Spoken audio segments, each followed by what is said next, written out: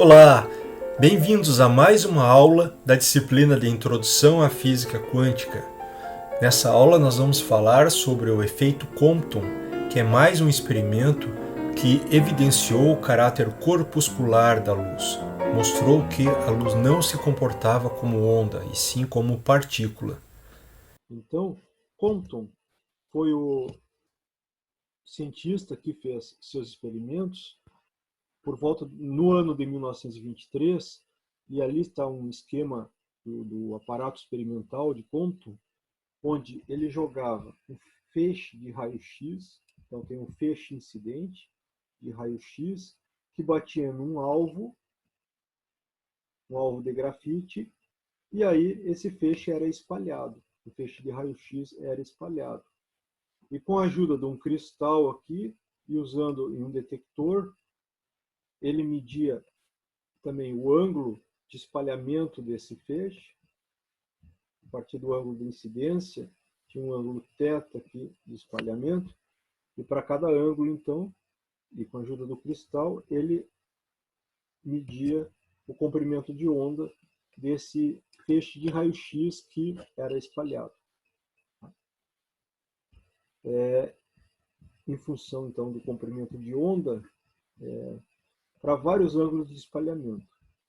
Então, variava o comprimento de onda e via como, variando o ângulo, como é que se comportava, como é que se comportava esse feixe espalhado.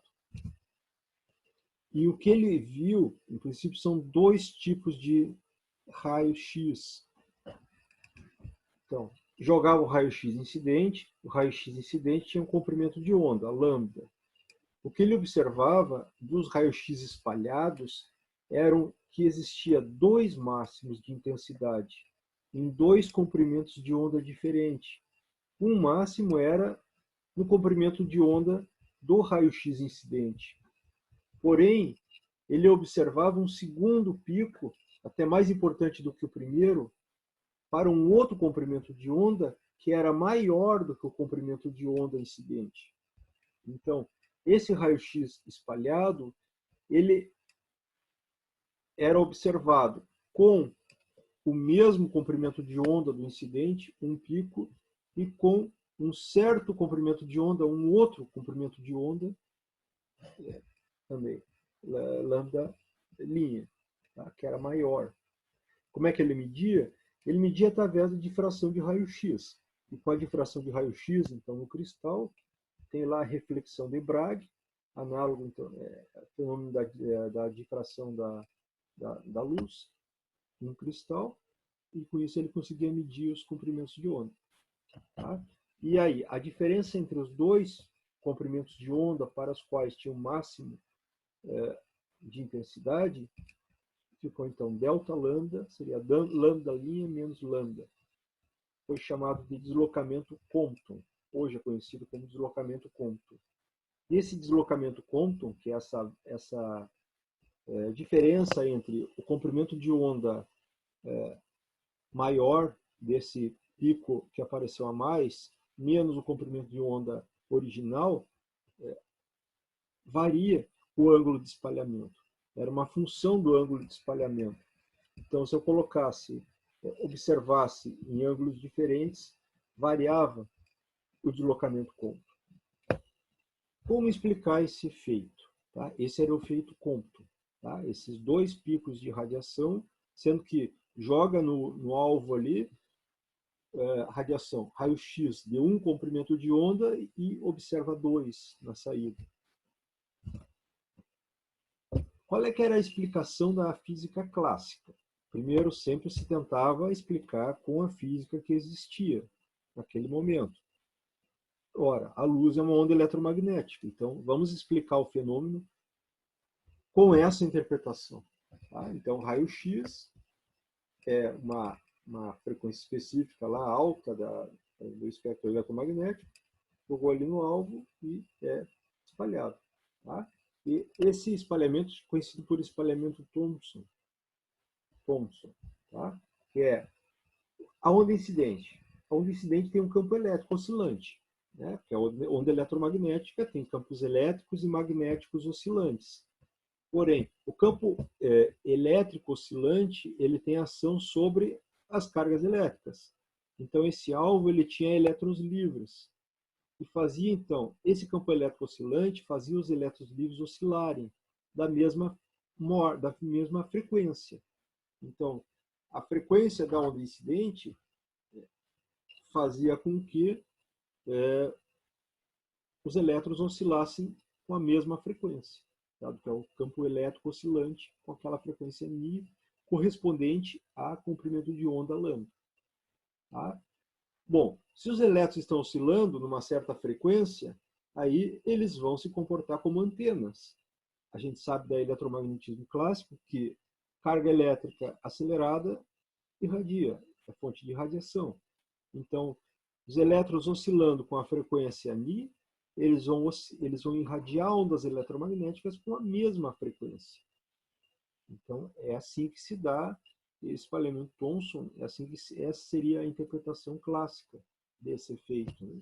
Só que, se os elétrons irradiam onda eletromagnética com a mesma frequência, consequentemente, essa radiação espalhada seria com o mesmo comprimento de onda, e não com um comprimento de onda diferente.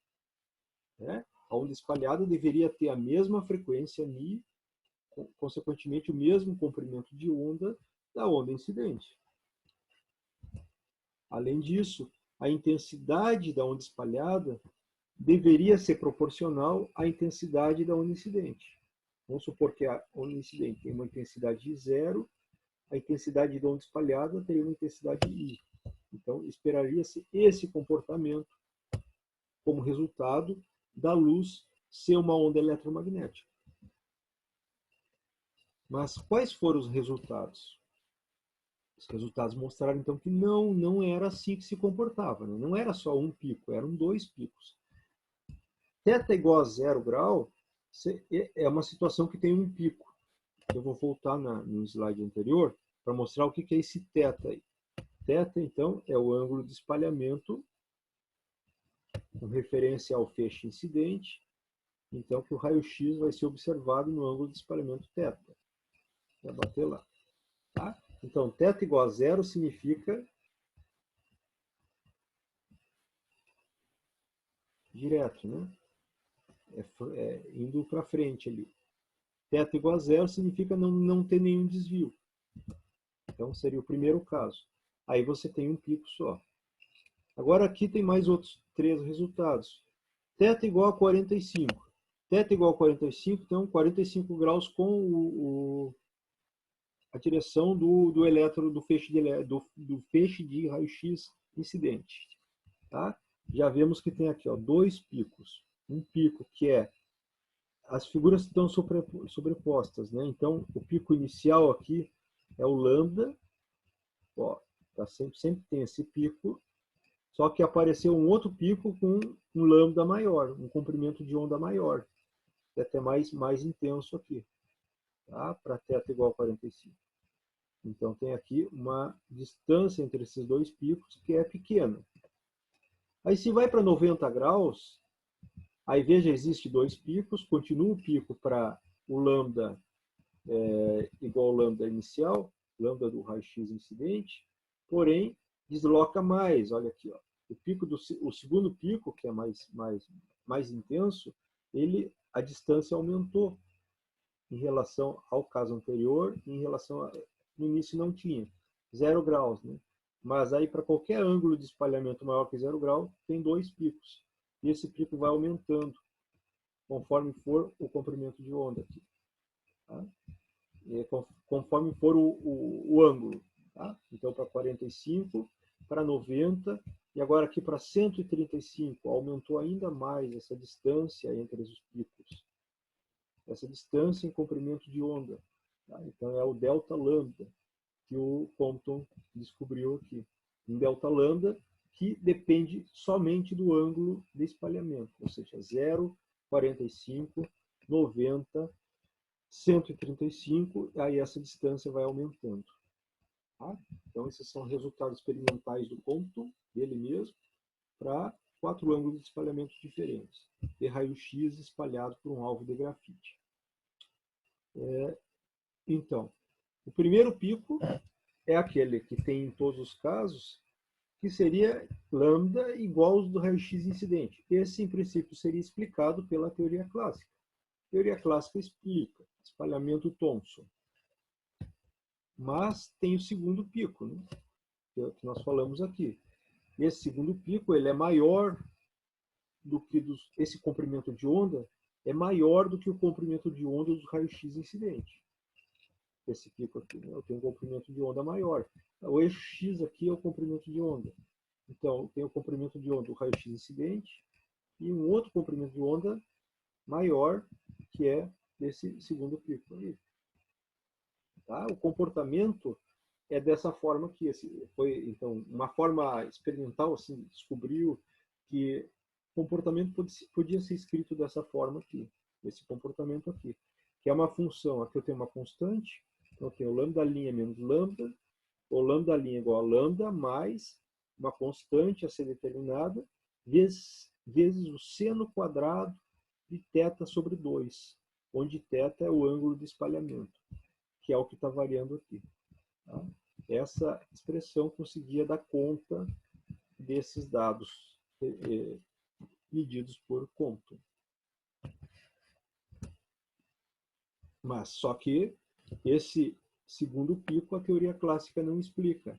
Não tem nada na teoria clássica, na física clássica, que explique esse pico. Tá? Então, a luz como onda eletromagnética não dá conta de explicar o efeito Compton. No caso, esse comprimento de onda maior, que era medido ali com esse segundo pico. Em todos os casos, diferente, que o ângulo é diferente de zero. Tá? Esse aqui é o espalhamento que vai direto, o raio-x segue reto, e aquele desvia em 45, 90, 135. E assim por diante. Tá?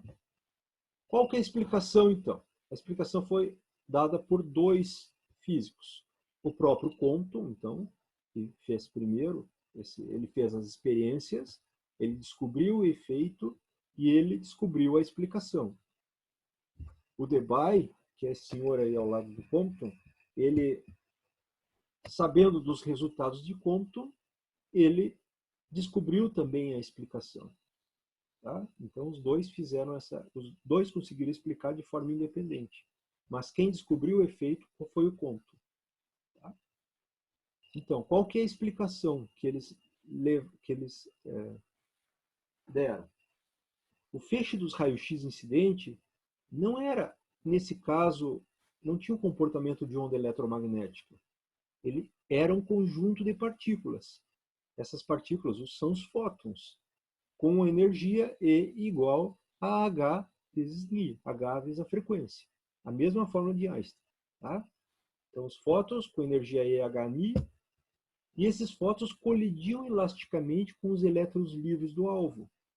Então, aquele alvo tinha os elétrons livres e o raio-x batia ali, mas o raio-x, segundo eles, era feito por um feixe de fótons, partículas, portanto, que colidiam via colisão elástica.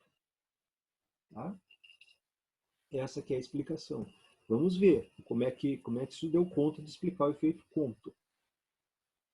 Ora, se nós temos colisão elástica entre fótons e elétrons livres, colisão elástica nós temos conservação da energia e do momento. Colisão tem conservação de momento.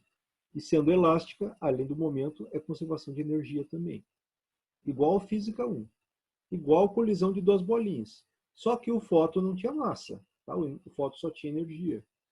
E essas velocidades são relativísticas também. Né? Porque a luz anda com os fótons andando com a velocidade da luz.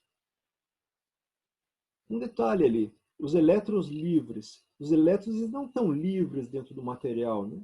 Eles estão, vamos dizer que, vamos supor que nós temos órbitas dos elétrons em torno dos seus átomos de origem, nos seus átomos de origem. Por mais que exista um movimento, esse movimento e uma energia de ligação, isso é muito fraco, muito pouco comparado com a enorme energia dos raios-x. Então, o fato ali era raio-x que estava incidindo. O raio-x tem uma energia bem alta, então essa energia é muito maior do que a energia de ligação dos elétrons no metal. Então, dessa forma, os elétrons eles se comportavam como livres. Tá? Então, como se fosse um fóton, bateu no elétron e aí dá um resultado, um espalhamento. Então, quando o fóton ele bate no elétron, ele transfere parte da sua energia para o elétron. Mas não totalmente, nesse caso. Ele transfere parte da energia e ele é espalhado pelo elétron com uma energia menor. Ele perdeu um pouco da energia, porque ele cedeu para o elétron. Então, o fóton cede energia para o elétron e segue com uma energia menor, que é E'. Se ele segue com energia E', ele vai ter uma menor frequência também, porque E igual a Hν. Então, a frequência e a energia são proporcionais. Se a energia do fóton espalhado é menor do que do incidente, então a frequência também vai ser, tá? Pela própria fórmula de Einstein. Consequentemente, o comprimento de onda desse fóton espalhado vai ser maior, porque é inversamente proporcional. Né? O comprimento de onda é inversamente proporcional à frequência. Velocidade igual a comprimento de onda vezes a frequência. Né? Então, frequência menor, energia menor, dá um comprimento de onda maior. Então, isso dava conta de explicar qualitativamente, até aqui, por que aquele comprimento de onda observado ele é menor do que o comprimento de onda do raio-x incidente. Entrou o raio-x com comprimento de onda, saiu o raio-x com outro comprimento de onda maior, que corresponde a fótons menos energéticos, porque eles cederam parte da sua energia para os elétrons espalhados. Um fóton, um elétron. Né? Fóton cede parte, um fóton espalha um elétron e sai o fóton espalhado e o elétron também. Qual que seria o momentum do fóton? Já que vamos falar de conservação de energia e de momento, vai valer essa mesma relação que vale para a onda eletromagnética. Lembra no momento associado a uma onda eletromagnética? Energia dividido pela velocidade da luz. E aqui a gente até vai motivar de outras formas também esse resultado. Mas, usando essa expressão para o momento do fóton, que é o mesmo que seria da pressão de radiação, né? Momento da onda eletromagnética, energia pela velocidade da luz, só que agora a energia do fóton, E igual a Hν. Então, se eu botar ali Hν sobre C. E C sobre Ni é o comprimento de onda. O comprimento de onda é C sobre Ni, aqui. Então, vai no denominador comprimento de onda e fica, então, uma expressão agora, daqui para frente, para o momento do fóton fóton tem momento, que é a constante Planck dividido pelo comprimento de onda desse fóton. Tá? Então, é isso aí, essa expressão. Dá uma expressão para o momento do fóton, em função do seu comprimento de onda. Como é que a gente pode caracterizar esse espalhamento, então? É um processo de espalhamento em que há conservação de energia. Então, vamos olhar à direita aqui. Energia inicial é igual a energia final, momento inicial é igual ao momento final. O que acontece aqui? Esse desenho está mostrando aqui. Ó, tem um elétron que ele está em repouso, está com uma energia E0, e tem um fóton incidente. Não estou desenhando aqui o fóton, estou só representando a trajetória que vai ter. Tá? Esse fóton vai ter um certo momento, uma certa energia, que é igual a Hν, energia inicial, energia do fóton incidente. Aí esse fóton ele bate, cede parte da energia para o elétron e é espalhado. No caso aqui, o fóton é espalhado aqui para baixo, ó, por um ângulo θ. Então, esse ângulo θ, e o elétron é espalhado para o outro lado. Para dar conservação de momento, né, eles têm que ir um para cada lado. Esse elétron estava em repouso. Então, como se fosse colisão de duas bolas de bilhar. Uma está em repouso, a outra não. Aí bateu lá e uma vai para cada lado. Então, uma colisão bidimensional, no caso. Né? O elétron vai para um lado e o fóton vai para o outro lado. Tá? Então o elétron vai sair aqui com uma certa energia, em um certo momento, e o fóton sai também com uma certa energia, que é agora H', que é o E', em um certo momento um P'. Tá? Então, aqui nós temos antes da colisão e depois da colisão. Antes da colisão, energia do fóton mais o fóton a gente usa o símbolo gama por fóton, né? Então aqui eu vou usar esse símbolo para o elétron, elétron. Né? Então energia do fóton mais a energia inicial do elétron. Eu botei E0 porque é a energia que o elétron tem repouso. Tá? Então vai ser a energia de repouso do elétron. Vai ser igual à energia final, que vai ser a energia do fóton mais a energia do elétron. Já o momento inicial, o elétron está parado. Então, ele não tem momento inicial. O momento inicial é todo do fóton. Tá? E no momento final, os dois têm momento. E assim se dá a conservação de momento. Tá? O momento do fóton inicial vai ser momento do fóton final mais momento do elétron final, é espalhado. Né? Então, vamos aplicar a conservação de energia. Bom, vamos primeiro, antes de mais nada, escrever a energia e o momento do fóton e do elétron, antes e depois da colisão. Tá? Então, vamos olhar primeiro para a primeira informação que está dando aqui. Eu coloquei isso entre parênteses, as duas informações, que são a energia, que é escalar, e o momento, que é um vetor. Tá? Então, eu juntei essas duas informações aqui. Não vem ao caso aqui, mas a gente, na teoria da relatividade, a gente acaba definindo quadrivetor. Quadrivetor é um objeto que tem, no caso aqui, o quadrimomento, ele vai ter a energia é um componente e o momento é um componente tridimensional. Então, se eu fosse chamar isso aqui de vetor, esse vetor teria 4 componentes. Um dado pelo primeiro aqui, que é a energia do fóton, e o segundo, que é o momento do fóton, que tem direção. Então, são 3 informações aqui. Tá? O elétron não tem momento inicial, então energia 0 e momento inicial que é 0.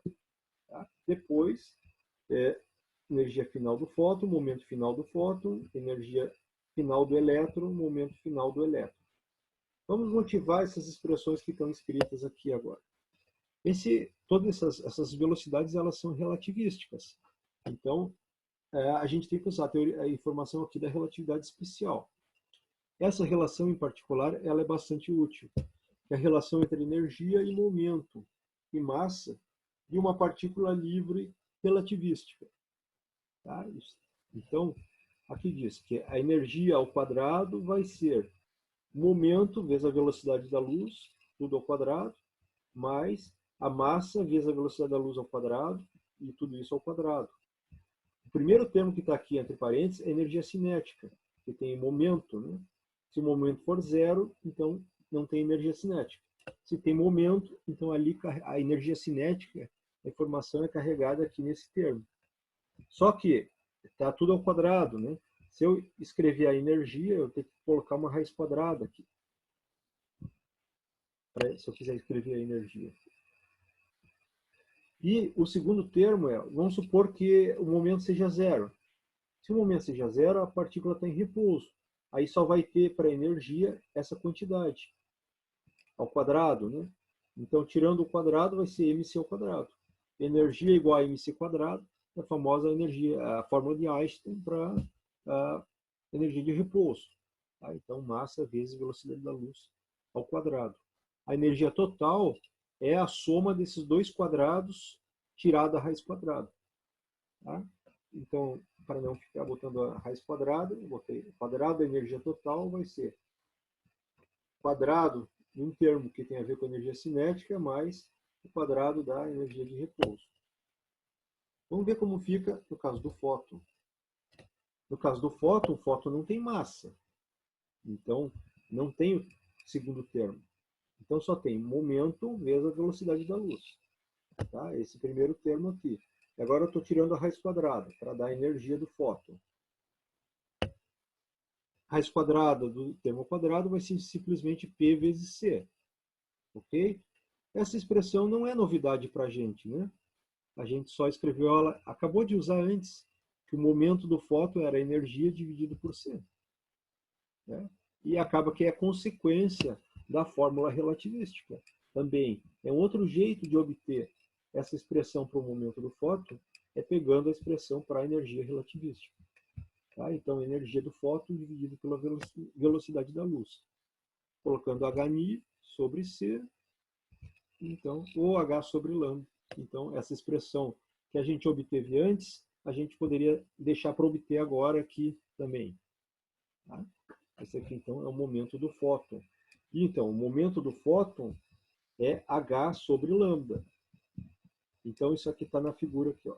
Momento do fóton. Então, a segunda informação, H sobre lambda para o fóton incidente. E tem que dizer qual direção que ele está. Então, eu não disse, mas a gente convenciona sempre o eixo Z, a direção da colisão, né? Então, o fóton incidente vem aqui na direção do eixo Z, então está multiplicado aqui pelo vetor unitário EZ, ou K. Né? Então, H sobre Ni, EZ. Esse aqui é o momento do fóton inicial, que é do feixe de raio-x incidente. O fóton espalhado, ele foi espalhado aqui num certo ângulo, θ. Mas o módulo do momento é H sobre lambda, só que lambda linha. Tá? Então aqui o fóton tem um momento final, cujo módulo é H sobre lambda linha, e cuja direção, vamos dizer que é K, é uma outra direção, essa direção aqui, que ele está seguindo aqui. Não está dizendo na figura, tá? Mas deixando, eu estou dizendo aqui, né, que esse K que está aqui é um vetor unitário na direção de movimento do fóton. Então, é essa direção que o fóton foi espalhado.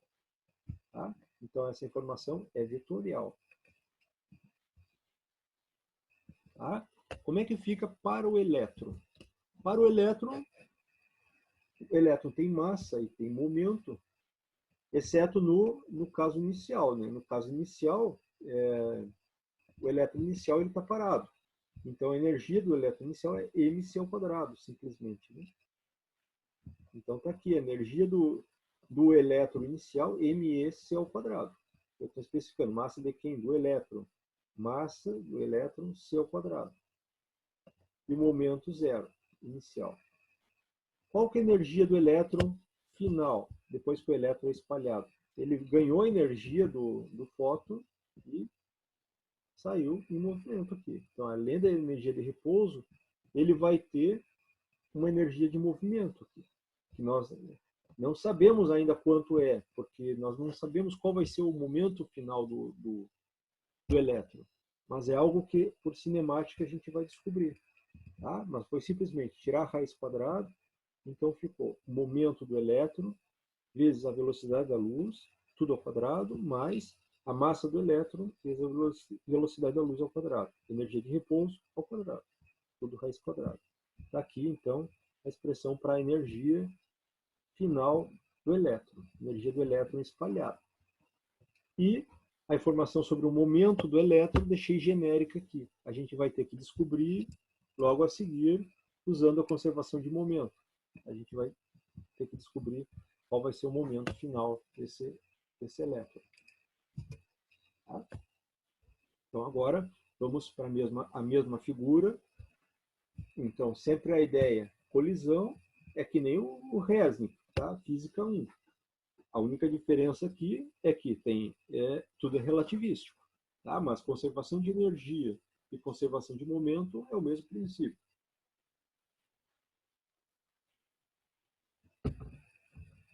Então, se a gente agora isolar o momento do elétron,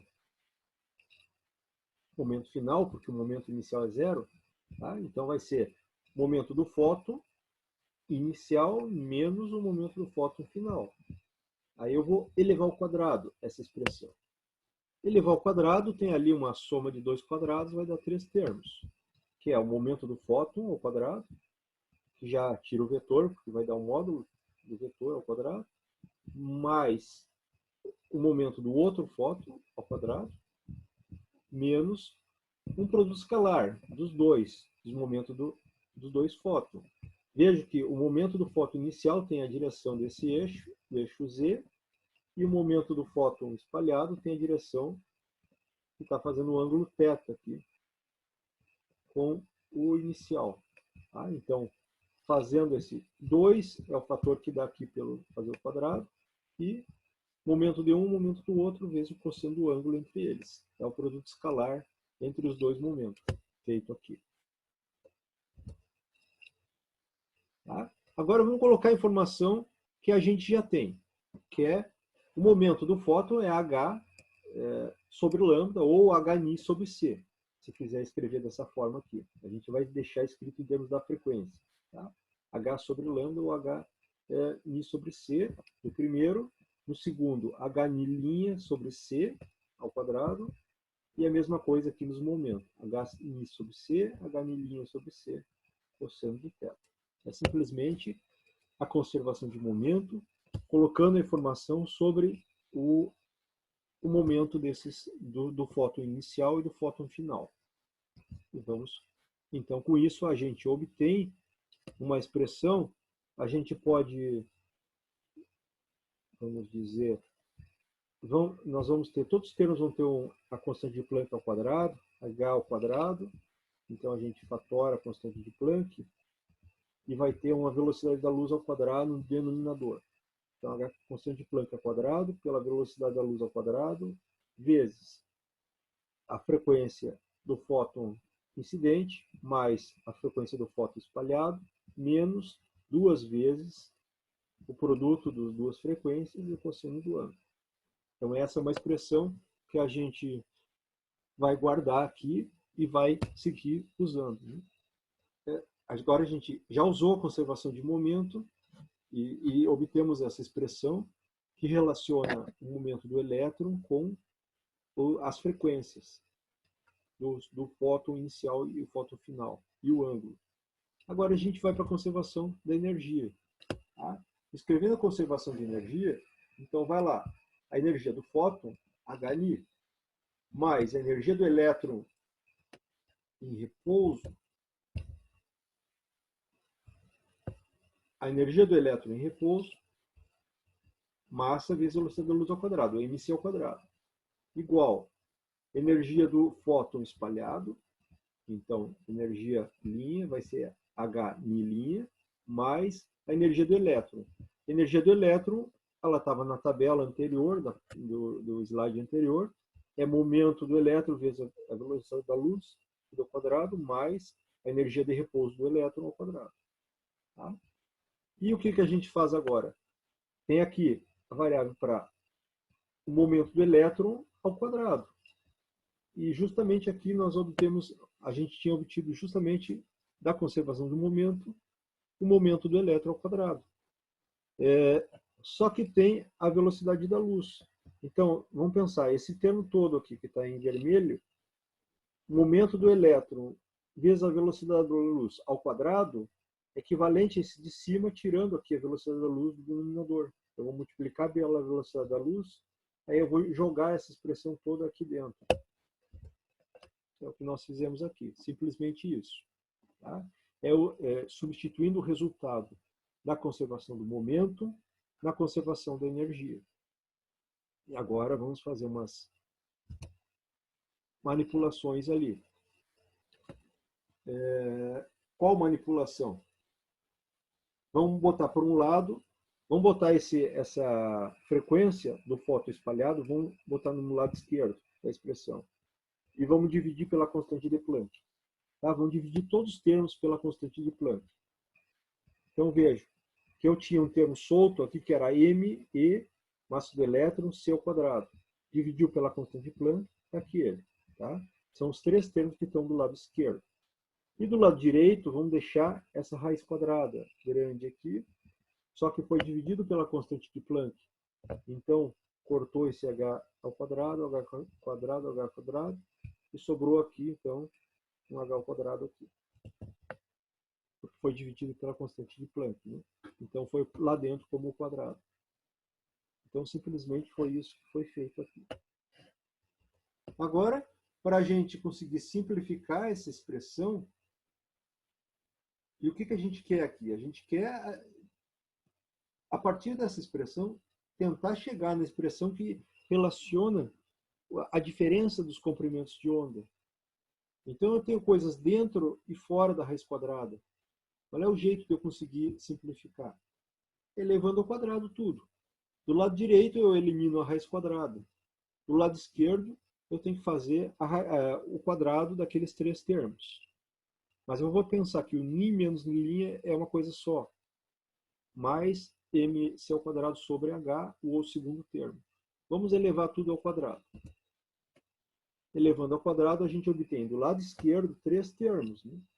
Que é ni menos ni' ao quadrado, que a gente pensou como um termo só, mais mc ao quadrado sobre h ao quadrado, então fica m ao quadrado, c na quarta sobre h ao quadrado, mais duas vezes o primeiro para o segundo, duas vezes ni menos ni', vezes a massa c ao quadrado sobre h. Esse é o lado esquerdo. O lado direito simplesmente elevou ao quadrado e ficou sem a raiz. É isso. Agora vejo que a gente consegue fazer umas simplificações, né? Por exemplo, esses termos envolvendo massa vezes c na quarta, nós temos dois lados, eles já cancelam. Tá? Mas, eu não vou fazer esse termo intermediário, esse passo intermediário, mas vocês façam. Eleva o termo da esquerda ao quadrado, o ni menos ni', vai dar ni quadrado mais ni' quadrado menos 2 ni'. Então, ni quadrado mais ni' quadrado, nós temos do lado direito, cancela-se. Então, esses termos desaparecem. Tá? Do lado direito só fica menos 2 ni' cosseno de θ. Do lado direito fica este termo aqui, vezes o termo 2 vezes ni', menos 2 ni'. É o que está aqui. Tá?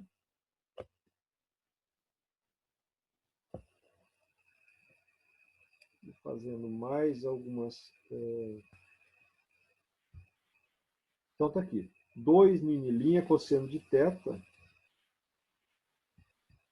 E aí multiplicou por h sobre mc quadrado. E aí inverteu. Então ficou. Isolou esse termo aqui. Que é 2 ni menos ni'. Ele ficou aqui do lado esquerdo, só ele, quando eu multipliquei a expressão toda por h sobre mc ao quadrado. E esse termo que tem o 1 é o termo intermediário aqui, que é 2 ni'. 2 ni' vezes h sobre mc ao quadrado. Tá? Faço o passo intermediário. Mas é álgebra pura. E agora vamos dividir por... Vamos passar vamos cortar o fator 2 e vamos dividir por ni'. Então, tirei ni' do lado direito e veio para o denominador dos dois casos. Então, dividido por ni', o ni corta e fica o ni'. 1 sobre ni' menos... Aqui corta o ni' e fica 1 sobre ni. Menos 1 sobre ni. Igual h sobre mc ao quadrado. 2 cortou, ni' também. 1 menos cosseno de θ. Dá um pouquinho de trabalho, assim, mas não é tanto também. Agora, se a gente lembrar que a relação, usar aqui a relação entre a velocidade da luz, comprimento de onda e frequência, a gente vai eliminar a dependência na frequência e vai passar para o comprimento de onda. Ou seja, na figura 1 sobre ni, 1 sobre ni', 1 sobre ni, vai ser lambda sobre c. Então, com isso a gente obtém a famosa expressão que é o 1 dos c's corta, e aí então fica aqui lambda' menos lambda, isso aqui é chamado de delta lambda, é o deslocamento quantum, é a diferença entre os comprimentos de onda do raio-x incidente e do raio-x espalhado. Vai ser igual a h sobre mc, cortou o outro c, fez 1 menos cosseno de θ. Essa, então, é a expressão obtida por...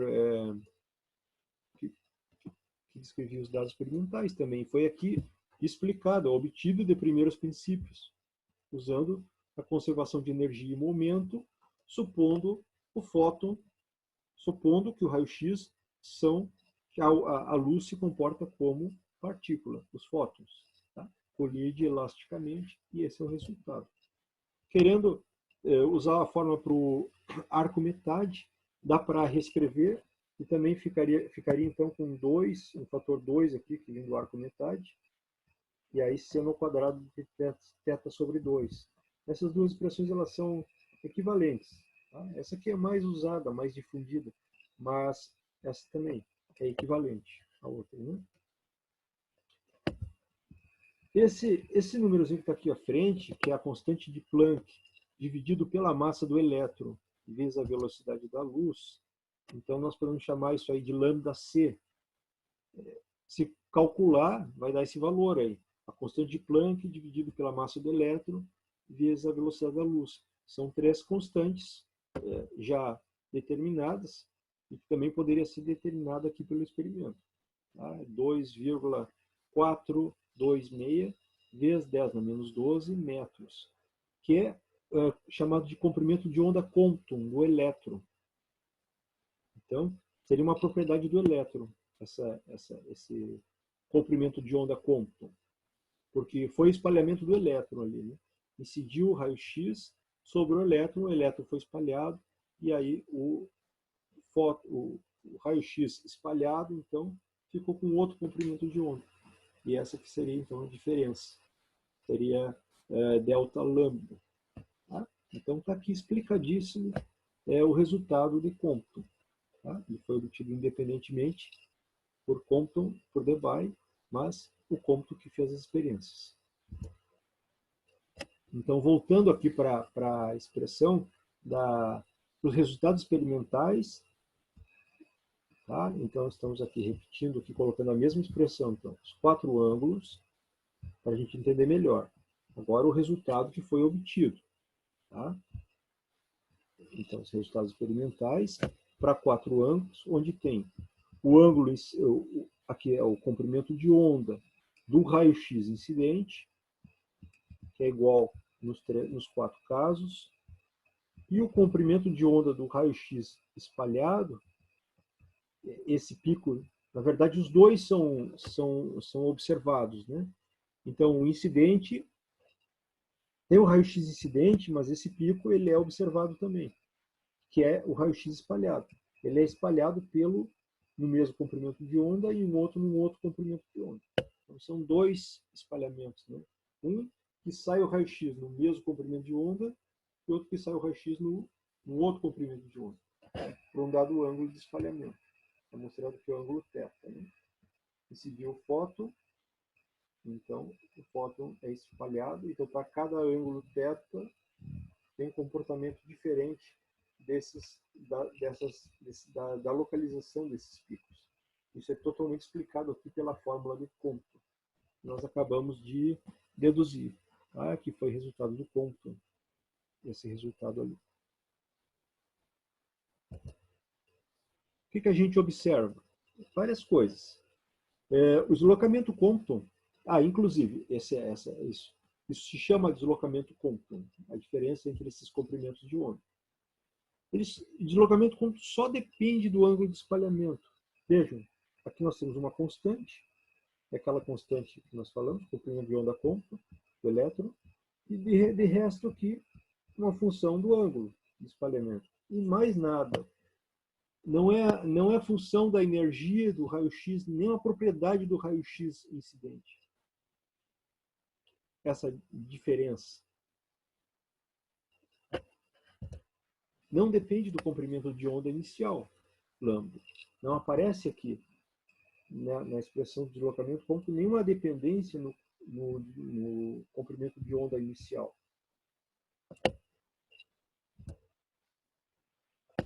E, repetindo aqui, então, se a gente substituir lambda c, ele é dado por essas constantes, né? A constante de Planck dividido pela massa do elétron vezes a força da luz, e então é dado por esse tamanho aqui.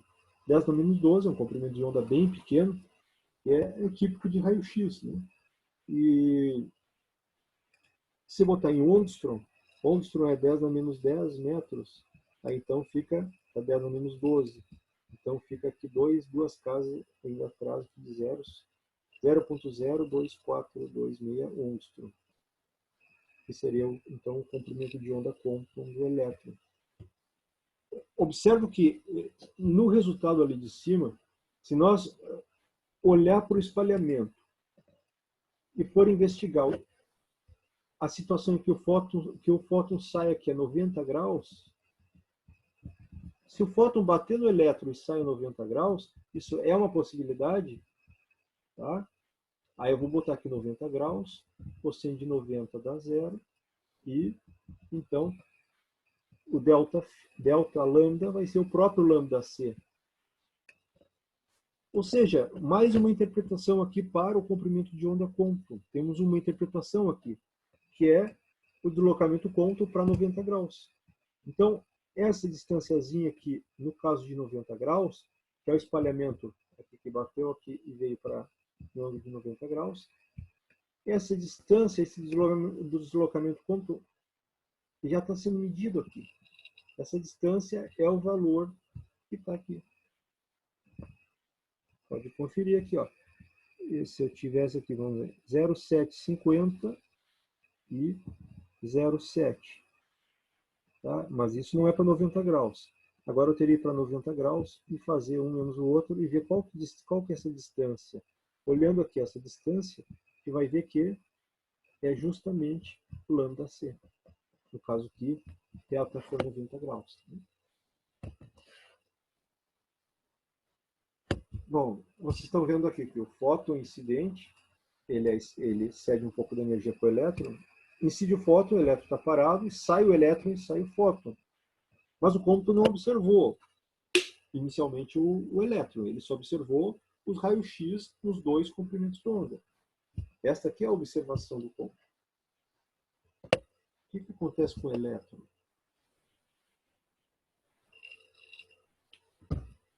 Então foi posteriormente que o Wilson desenvolveu a câmara de bolhas. E nessa câmara de bolhas, ele localizou, ele conseguiu mostrar a presença dos rastros dos elétrons espalhados. Então ele detectou os elétrons espalhados. Mas isso foi depois, tá? Até o momento aqui, a gente tem a expressão já completamente explicada, que foi o que o Compton fez. Tá? Explicação de Compton.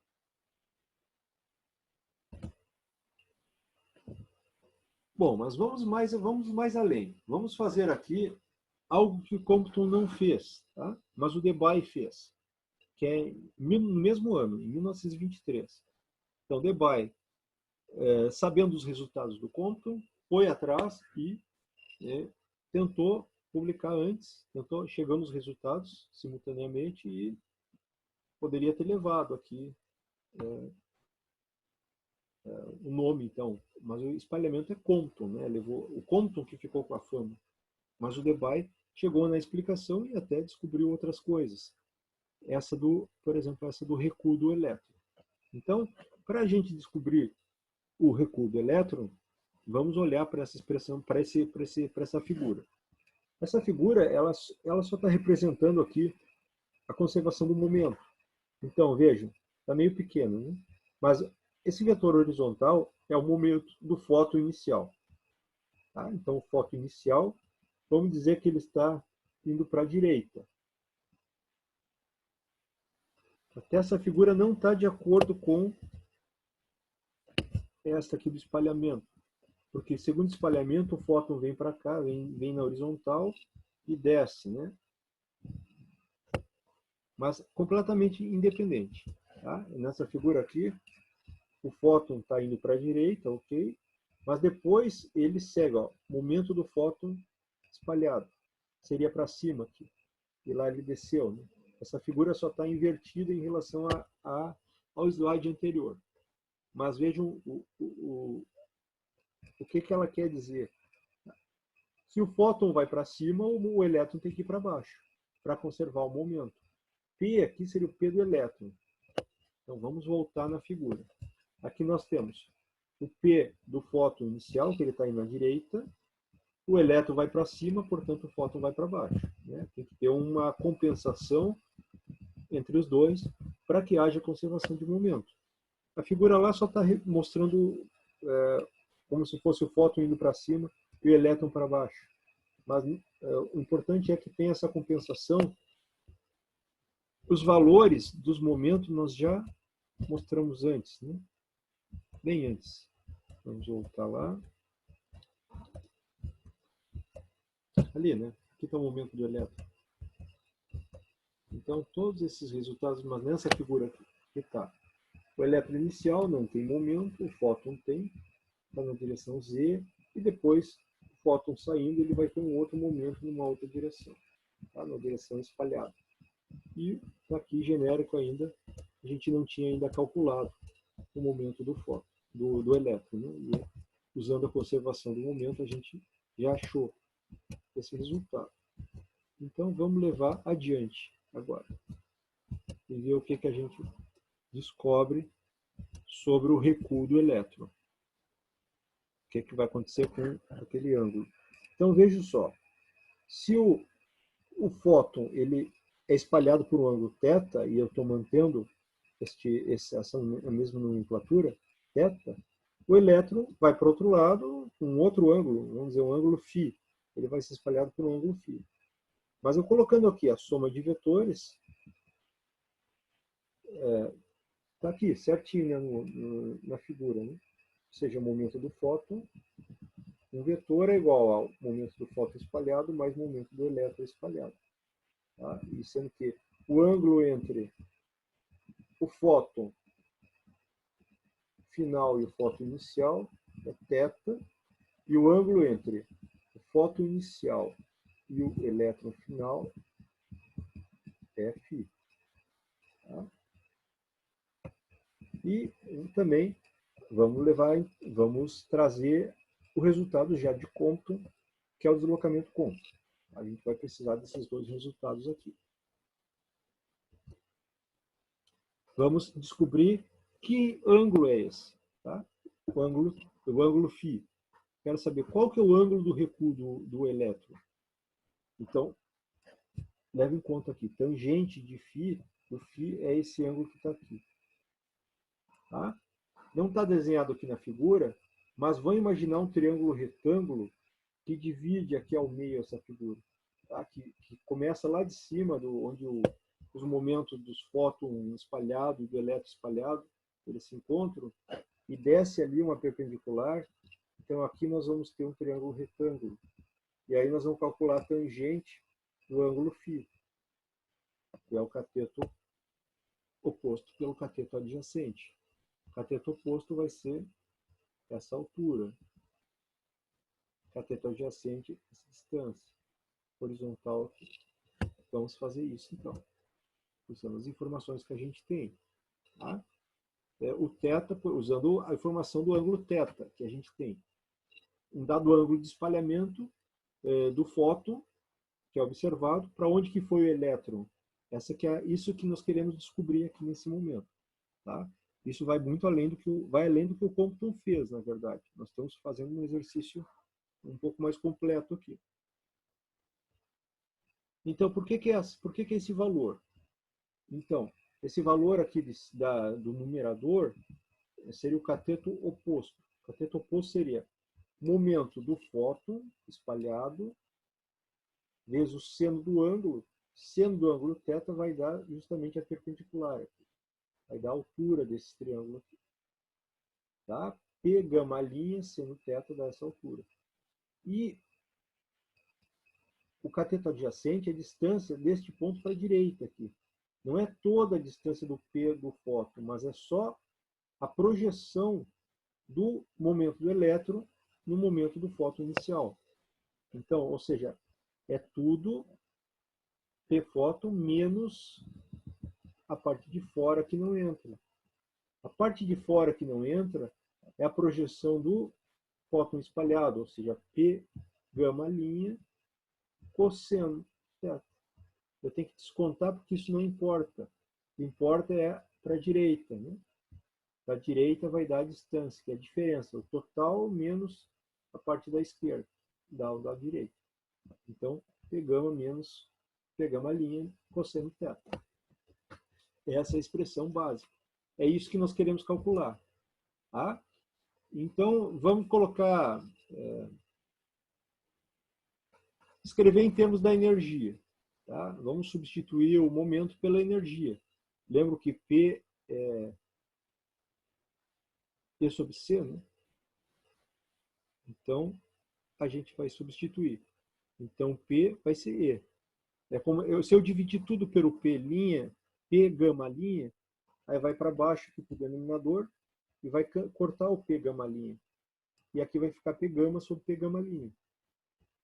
E se eu levar para escrever em termos da energia, vai ser E gama sobre E gama'. Tá? Por isso que ficou aqui e desapareceu do numerador. E desapareceu do termo do cosseno também. Porque eu dividi tudo por P gama'. Eu passei isso aqui para baixo. Né? Agora, nós temos então que calcular a razão das energias dos fótons. Tá? Vamos fazer isso. E a gente já tem o que precisa, só vai ter que cuidar, fazer isso com calma. Tá? Então, a energia é inversamente proporcional ao comprimento de onda. Né? E igual a HNI ou HC sobre lambda. Então, sobre lambda, então a razão das energias do fóton incidente do fóton espalhado vai ser a razão inversa aqui, que é E é igual a HC sobre lambda. Então, E gama sobre E gama' vai ser gama' sobre gama. Inverteu, né? E agora a gente precisa dar um jeito de colocar essa informação aqui nós temos, no caso, a razão das duas frequências. Mas o deslocamento ponto é uma menos a outra. Temos que usar isso aqui. Tá? Como que nós vamos usar?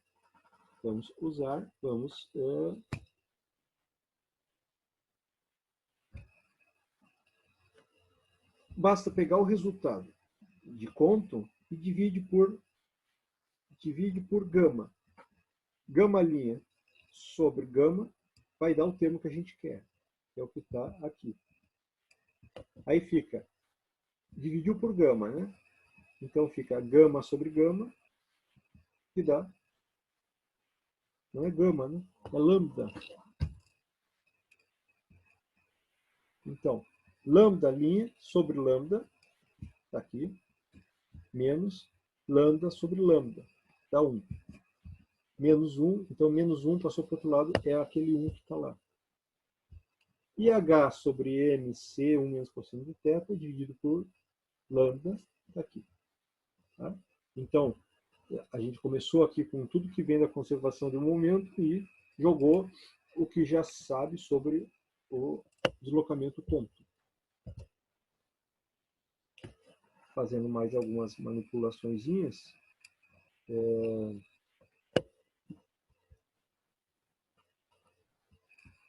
Colocando agora em termos da energia, então, de novo, joguei em termos da energia, então ficou HNI C ao quadrado. Tá? Eu tirei aqui o comprimento de onda e botei em função da energia. Muito fácil. Tá? É isso, então, que nós vamos substituir. Esse resultado tem que ser substituído aqui, tá? Naquela razão das energias.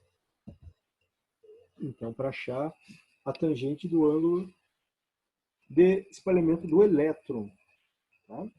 Θ é do fóton e φ é do elétron. Isso que nós queremos saber. Tá? Então, substituindo. Então, ficou 1 mais HNI sobre MC ao quadrado, 1 menos cosseno de θ, é isso aqui. É o denominador da expressão lá de cima. Menos cosseno de θ. Vamos simplificar. Vejam aqui que nós temos 1 menos cosseno de θ e 1 menos cosseno de θ. Fatora 1 menos cosseno de θ e dá 1 mais HNI sobre MC ao quadrado. que mais?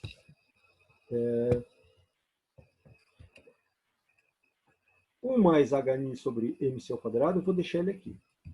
Tá?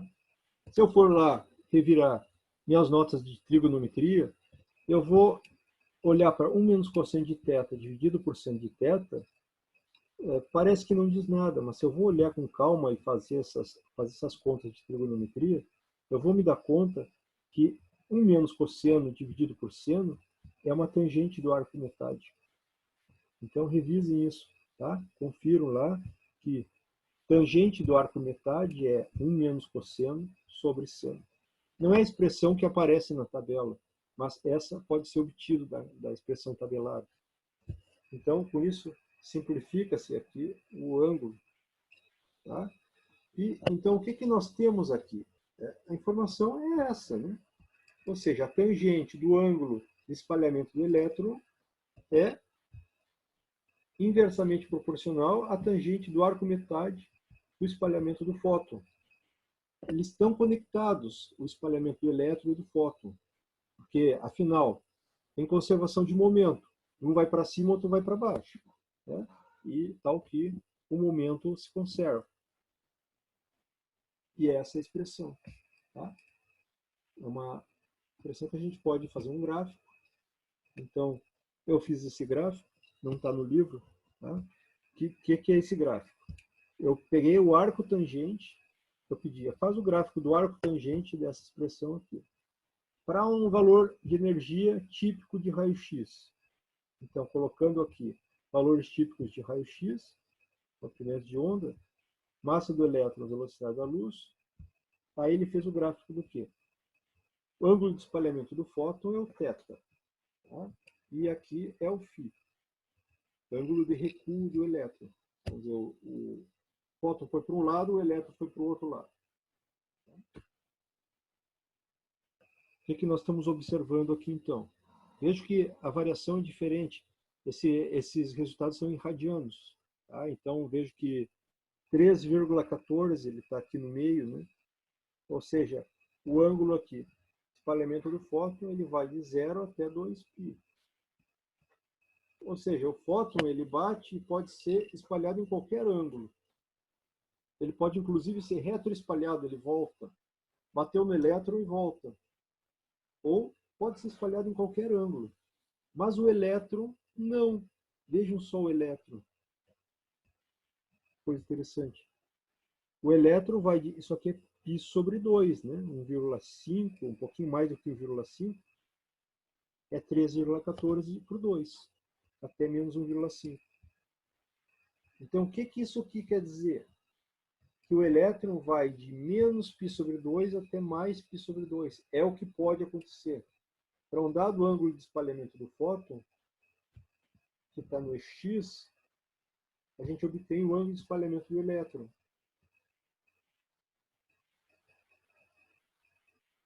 Por exemplo, olha só que interessante. Procure entender por que desse resultado. Tá? Se for 3,14, se o ângulo de espalhamento do fóton for 3,14, é π, é isso? É isso, é π. Dá para entender. O que seria o ângulo de espalhamento π? Vamos olhar para a figura lá. Vamos voltar. Vamos ver se nós encontramos. Depois vocês passam direitinho, passam devagar essas. Aqui. Então, o ângulo de espalhamento do fóton começa em 0. Seria 0 se ele seguisse direto aqui. 0, né? E ele pode ser π sobre 2, seria que desce aqui, e poderia ser π. Π significa ele voltar, né? Ele bate e volta. Faz sentido isso? Se o fóton bate e volta exatamente na direção que ele estava, só que para o outro lado, ele volta. É um retroespalhamento. Qual seria o ângulo que o elétron deveria fazer? se bateu de frente aqui, o elétron ele voltou, o elétron tem que seguir reto. E é justamente esse o resultado. Esse é um resultado trivial, mas que aparece na fórmula não trivial. Nessa fórmula não trivial, aparece aqui, né, que 13,14 seria o elétron ser retroespalhado. Ele bate e volta, o fóton retroespalhado, e o elétron vai para a mesma direção, só que no outro sentido. E aí eu teria o ângulo zero do elétron. Tá? Então tem toda essa correlação aqui que pode ser obtido. Tá? Tema de caso de vocês refazer essa dedução, mas essa dedução não está assim, completamente feita em lugar nenhum que eu tenha visto. Tá? Mas aqui ela está bem explicitada. Então, isso completa. Tá? Completa a informação. O Compton, ele deu a informação principal. Ele descobriu que tinha aquele efeito. Raio-X espalhado tem 2 comprimentos de onda, e um comprimento de onda é maior. Descobriu quanto que é a distância e a diferença entre os 2 comprimentos de onda, e que isso depende de 1 menos cosseno de θ, com aquelas constantes todas. Mostrou que explica o efeito, né? Com a hipótese do fóton ser partícula e havendo uma colisão elástica com o elétron.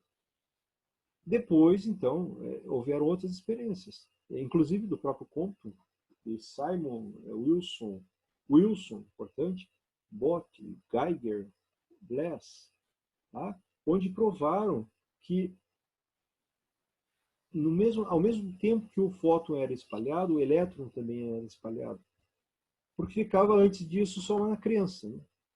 Explicou o efeito Compton, mas não provou que o elétron é espalhado naquele ângulo de espalhamento que agora nós mostramos aqui. Nós temos uma expressão também que decorre da mesma hipótese para o espalhamento do elétron.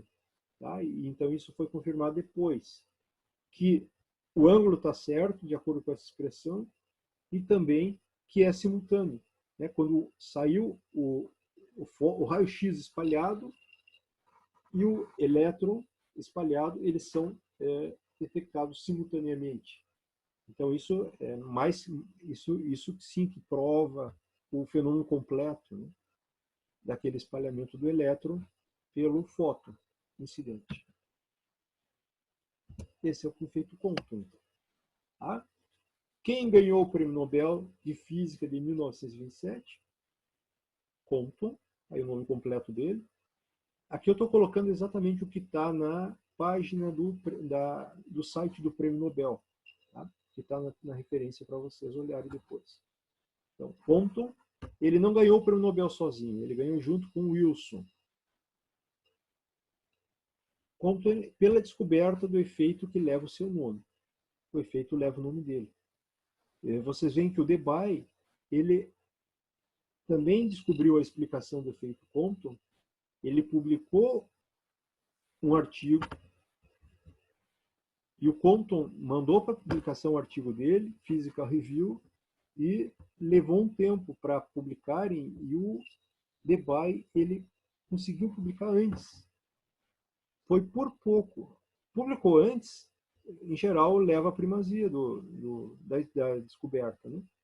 Mas o Compton que descobriu o fenômeno, né? Ele descobriu o efeito e a explicação. E o Debye publicou um pouquinho antes a explicação. Mas o Debye não ganhou o Prêmio Nobel. Compton que ganhou o Prêmio Nobel. E já por, enfim, não sei muito bem da história, sim, mas já era conhecido, né, o trabalho do Compton. E aí, quando veio a explicação ali, atrasou por questões da revista, que publicou um pouco depois o artigo dele, tá? E até fica como tema de casa aqui, baixar os artigos do Compton e do Debye, para ver as diferenças, e também o mês que isso aqui foi publicado, em 1923, realmente, e daí em 1927 que eles ganharam o Prêmio Nobel, né? O Compton e o Wilson. Por que o Wilson? o Wilson ganhou o prêmio Nobel porque ele criou a câmara de bolhas. Tá? E, através dessa câmara de bolhas, permitiu depois fazer muitos experimentos. Mas aqui, pelo seu método de tornar visíveis os trajetos das partículas carregadas, eletricamente carregadas, pela condensação do vapor. Então, indiretamente, isso também permitiu detectar o elétron espalhado. Então, o Wilson foi por uma questão mais geral, da câmara de bolhas, pelo método experimental que ele desenvolveu, mas que também, graças a isso, conseguiu comprovar um outro lado do efeito Compton, que é o elétron sendo detectado numa câmara de bolhas. E o Arthur Compton, então, pelo efeito que leva o seu nome. Então, tanto o efeito fotoelétrico quanto o efeito Compton comprovaram de forma inquestionável o caráter corpuscular da luz. Então, como os fótons, eles colidem com os elétrons de forma similar a partículas de matéria, como se fossem duas bolinhas colidindo, tá? Com suas particularidades. Tá? Então, o fóton é partícula, nesse caso aí. Não só no efeito fotoelétrico, mas também no efeito Compton. Tá? Isso gerou, posteriormente, discussões sobre, então, afinal, o que é o que a luz é? Ela é onda ou ela é partícula? Pensem sobre isso. Tá?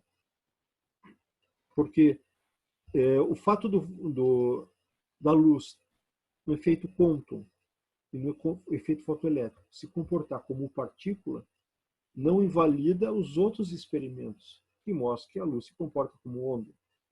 Então, tem uma dualidade, onda-partícula. Aqui. Começa aqui, né, uma dualidade onda-partícula. É necessário que seja uma coisa só?